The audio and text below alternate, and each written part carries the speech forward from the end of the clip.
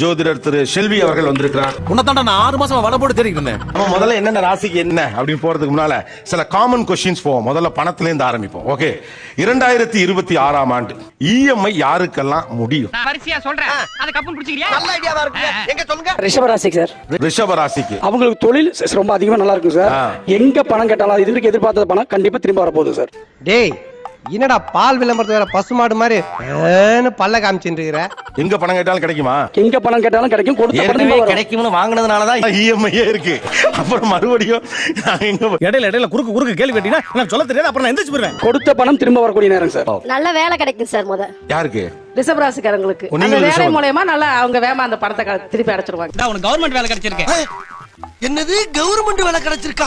ஒரு mind voice வெளியில வருது. வேலையெல்லாம் கிடைக்குது, காசு தான் கிடைக்கல. சார் வேலைக்கு போனாலும் காசு கிடைக்கும் சார் ஆட்டோமேட்டிக்கா. இவ்வளவு நேரம் நீ பேசுற பேச்சுலயே இப்ப சொன்னது வேற